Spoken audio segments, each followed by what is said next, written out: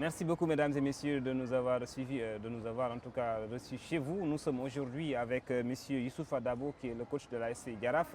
Monsieur Dabo, bonjour. Bonjour. Monsieur Dabo, les questions vont s'articuler naturellement autour du football, avec d'abord le football local qui est en train de connaître en tout cas un dynamisme en tout cas inédit. Aujourd'hui, est-ce qu'on peut revenir, sinon est-ce que vous pouvez nous expliquer un peu les éléments clés qui font que le football sénégalais est en train de connaître en tout cas une réussite sur le plan continental? Le travail, je pense que c'est à la base de toute réussite. Il y a un travail qui est là depuis quelques années et aujourd'hui on est en train de récolter les fruits justement de ce travail qui est un travail collectif, que ce soit les techniciens, que ce soit les dirigeants du football, en premier la fédération avec Augustin Senghor à la tête et Maya Silmar qui est à la DTN et il y a aussi les autres, Ablaïso et tout. Mais c'est ce travail-là qui permet aujourd'hui au Sénégal d'avoir ces résultats. Parce que c'est un travail qui a commencé depuis quelques années avec le centre Jules-François Bocandé, qui donne la possibilité aujourd'hui aux différents sélectionneurs de pouvoir répéter les stages. Il y a aussi le centre Youssouf Ndiaye de Guéréo. Tout ça, ça fait que voilà, ça facilite le travail de tout le monde. Ce qu'on n'avait pas avant. Avant, je pense qu'il y avait même des difficultés à regrouper les équipes parce que justement, on n'avait pas ces infrastructures-là pour travailler. Maintenant, on l'a, chacun en profite.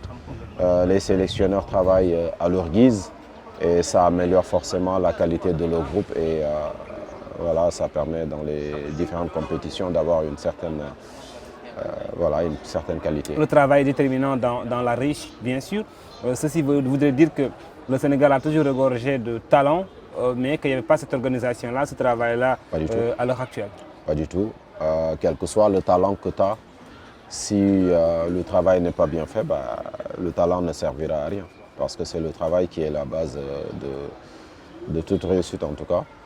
Et le Sénégal, comme vous venez de le dire, a toujours eu des joueurs de qualité.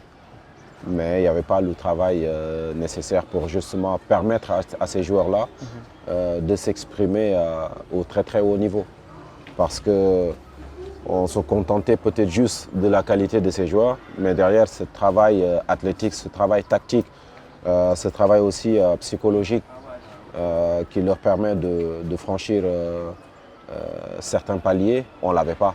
Maintenant on l'a parce que justement ces infrastructures, à savoir Guéréo et Toubab Dialaw, permettent aux différents sélectionneurs de répéter les stages comme ils le veulent. En tant que coach, en tant que technicien professionnel bien sûr du football, aujourd'hui, est-ce qu'il y a un jour ou bien 2 jours qui vous ont marqué durant les 2 dernières campagnes qu'on a fait, que ce soit le CHAN ou bien la CAN U20 particulièrement? C'est déjà moi les collectifs de ces 2 équipes qui m'ont beaucoup, pas impressionné, mais qui m'ont beaucoup fait plaisir. Je pense que dans ces 2 compétitions, c'est pas qu'on a découvert, mais on a vu qu'on a joué un peu de la même façon que l'équipe première, où on était surtout sur du jeu de transition. Le Sénégalais a toujours réclamé du beau jeu, mais ce beau jeu-là, tiki-taka par exemple, n'est pas fait pour nous. Nous, on est plus dans le jeu de transition et ça, si on le comprend et qu'on l'adopte, je pense qu'on peut faire mieux que ce que nous sommes en train de faire actuellement. Chaque pays a ses réalités, a ses profils, comme on dit. Nous, nos profils, le profil de nos joueurs, c'est surtout des joueurs de transition. On n'est pas dans le jeu de possession comme peuvent peut-être le faire certains pays. Après, ça ne nous dévalorise pas, ça nous permet justement de mieux nous exprimer. Mais il faut qu'on l'adopte, il faut qu'on accepte que nous sommes des joueurs, que nous avons un football de transition. D'accord. Le football de transition, la réussite en tout cas accompagne ce jeu de transition dont vous parlez, coach. Aujourd'hui aussi, on voit que le mondial U20, c'est pour bientôt, en tout cas c'est dans quelques mois, au mois de juin, bien sûr.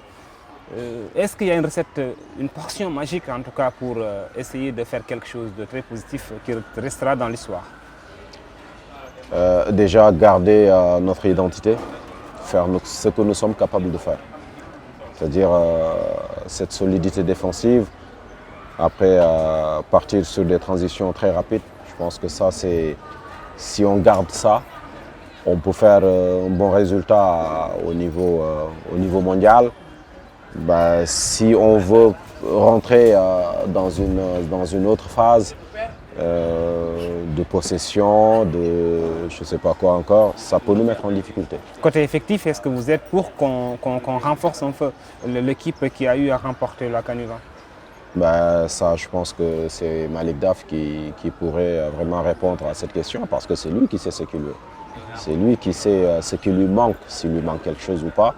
Moi, je suis très très loin. J'apprécie juste le travail qui est en train d'être fait. Maintenant, par rapport aux différents effectifs, je pense qu'il y a des hommes qui sont sur place, qui sont à même de dire s'ils ont besoin de renfort ou pas. Avant-dernière question, nous jouons contre le Mali le 22 prochain pour un match comptant pour les U23, match qualificatif pour la Coupe d'Afrique aussi des nations de la catégorie. Aujourd'hui, il y a beaucoup de jeunes qui sont dans l'équipe et qui pourraient apporter en tout cas un peu plus pour les U23. Est-ce qu'on parle de Jackson, on parle de Papa Tarsar et autres? Est-ce qu'aujourd'hui vous êtes pour cette politique-là d'infuser un peu du sang neuf ou bien même du sang qui était dans l'équipe? Que ce soit Demba ou Aliou, c'est des garçons très très intelligents qui sont capables de travailler en collaboration. Le coach. Ouais, et ils travaillent en collaboration. Donc voilà, ils vont gérer cette situation avec beaucoup d'intelligence. Je pense que au-delà des Pape Matar ou Nicolas, le Sénégal a beaucoup de joueurs de cette génération avec beaucoup de qualité qui sont capables de jouer, que ce soit avec Demba, que ce soit avec Aliou. Donc, quels que soient les joueurs qui seront avec Demba, ben, il y aura de la qualité. Il y aura de la qualité, ça, j'ai pas de doute là-dessus. Parce que ce soit les Nicolas ou autres, ils n'ont pas joué avec Demba sur ces 2 matchs de prépa contre le Maroc. Ils n'ont pas joué aussi contre le Burkina. Et pourtant, on a vu une équipe avec beaucoup de qualité. Donc, pourquoi la vouloir liste peut-être d'Aliou déstabiliser? Cissé, c'est pour vendredi prochain, un match également comptant pour les qualificatifs pour la Coupe d'Afrique des Nations en Côte d'Ivoire. Est-ce qu'on peut s'attendre quand même à une liste donc élargie aux jeunes qui viennent de faire des prouesses? Une liste élargie, ben, c'est quoi une liste élargie? Une liste élargie, c'est peut-être une liste de plus de 23. Non, je parle en tout cas de l'ossature que composait d'habitude la liste d'Aliou Cissé. Est-ce qu'on peut s'attendre à de nouveaux joueurs quand même qui viennent renforcer l'équipe, notamment ceux qui viennent du CHAN et de la CAN U20? Il y a aussi les U23, vous l'avez dit, donc on ne peut pas prendre tout le monde. Il y a certains qui seront avec Aliou, d'autres qui seront avec Demba Mbaye. Ce qui est important, c'est que chaque joueur soit conscient de la tâche et de la mission qu'il a à faire, quelle que soit la catégorie. Pour repenser la question, sinon reposer la question, c'est est-ce qu'aujourd'hui, dans ceux qui sont dans le CHAN ou bien ceux qui sont issus de la récente CAN U20, il y en a certains qui ont leur place dans l'équipe A et qui devraient être appelés? Il y a déjà des joueurs qui sont sur place, qui ont gagné, je pense, une CAN, qui ont fait une Coupe du Monde, qui sont toujours en compétition. Ils ne sont pas à la retraite, je pense. Donc, il ne suffit pas de faire une bonne compétition pour dire que voilà, j'ai ma place. Personne n'a sa place. Cette place, il faut aller la chercher de par leurs performances en club. Ils ont été bons avec la sélection, c'est très très bien pour eux. Mais il faut qu'ils continuent à être performants en club parce que la performance, c'est sur la durée. Ce n'est pas juste pendant 2 semaines, pendant 3 semaines. Un joueur compétent, un joueur compétitif, c'est sur la durée qu'on le juge, ce n'est pas sur une compétition. D'accord. Merci beaucoup, coach. On va parler de la SC Giraffe, bien sûr. Aujourd'hui, on est à mi-chemin. Le bilan est-il positif selon vous? Mitigé, c'est un bilan mitigé. Je sais qu'on peut faire beaucoup mieux que ce qu'on a fait sur la phase aller. On fera beaucoup mieux sur la phase retour, Inch'Allah. Donc, je ne peux pas me satisfaire de Vous êtes à la 5e place, je le rappelle. Oui, on est à la 5e place. Je ne peux pas me satisfaire de ce qu'on a fait sur la phase aller. Je ne parle même pas au-delà des résultats, c'est dans le contenu, c'est dans la régularité, surtout parce que voilà, nous avons eu des résultats en dents de scie. C'est cette manque de capacité à enchaîner les bons résultats qui me frustre plus que coach, plus qu'autre chose. Ce n'est pas la 5e place en elle-même, mais c'est notre incompétence, je vais dire, à être régulier sur la durée. Maintenant, il faut qu'on essaie de changer ça sur la phase retour. Vous vous êtes renforcé avec 5 nouveaux venus. Est-ce que cela veut dire que maintenant il y a une nouvelle dynamique qui sera de mise pour la dernière partie du championnat? On prend des joueurs toujours sur la base d'espérance. Il n'y a jamais de certitude. C'est la compétition qui va confirmer ou pas. Mais que ce soit les joueurs qui étaient là sur la phase aller et ceux qui viennent d'arriver, on les prend tous sur la base d'espérance par rapport à leurs compétences. Bien sûr, ils ont des qualités, ils ont un potentiel. On espère qu'avec leur potentiel, on va s'améliorer. Tout comme on avait espéré avec le potentiel de certains que sur la phase aller, on serait mieux. Ben, on a constaté que voilà, ils n'ont pas réussi à confirmer ce qu'on pensait d'eux.